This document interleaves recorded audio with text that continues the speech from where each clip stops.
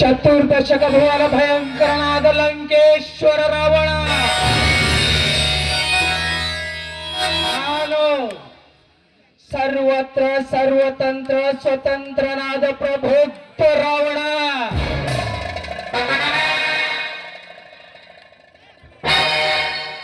ಎಲ್ಲ ಬ್ರಹ್ಮಾಂಡದ ತಂಡೋಪತಂಡಗಳನ್ನು ಚೆಂಡಾಡಬಲ್ಲ ತಂಡದಾಳಿಗಳಿಗೆ ಮುಂಡನಾಯಕನಾದ ಗಂಡದೆಯ ಗಂಡರ ಗಂಡರಾದ ಪ್ರಚಂಡ ರಾವಣ ಅದು ನಾನು. ಪ್ರಚಂಡ ರಾವಣ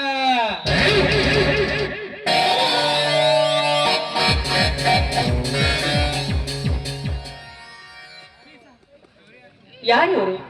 ಜನರು ಹೋಗಿ ಬರ್ತಿರೋ ದಾರಿಯಲ್ಲಿ ಈ ರೀತಿ ಅಡ್ಡವಾಗಿ ನಿಂತಿದ್ದಾರಲ್ಲ, ಸ್ವಲ್ಪ ಆದ್ರೂ ಕಾಮನ್ ಸೆನ್ಸ್ ಬೇಡ ನಿಮ್ಗೆ? ಹೋಗೋದಕ್ಕೆ ದಾರಿ ಬಿಡಿ.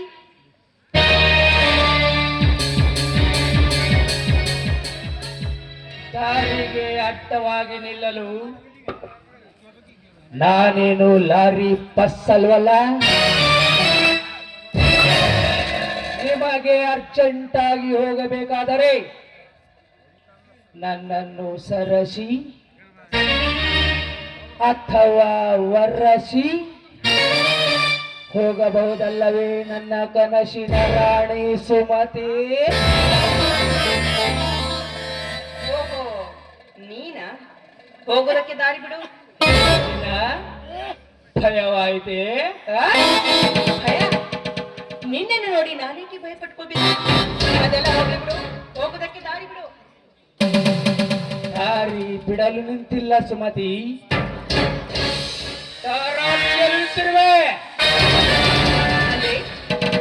ಏನಿನ ಮಾತಿನ ಅರ್ಥ ನನಗಂತೂ ತಿಳಿತಾ ಇಲ್ವಲ್ಲ.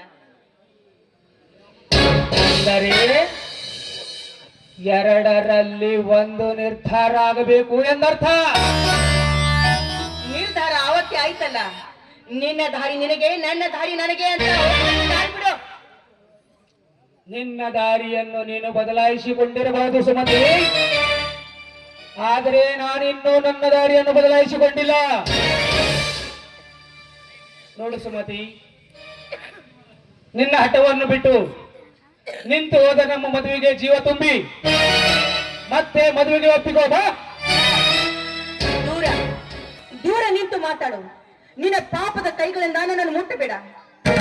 ನೀನು ಹೇಳುವ ಮಾತಿಗೆ ನಾನು ಮನಸ್ಸೋತಿನಂತೆ ತಿಳ್ಕೊಂಡಿದ್ಯಾ? ಎಂದಿಗೂ ಹಾಳಾಗುವುದಿಲ್ಲ ಈ ಸುಮತಿ. ಶರಣರ ವಚನಗಳನ್ನು ತಿಳಿದುಕೊಂಡಳು ನಾನು.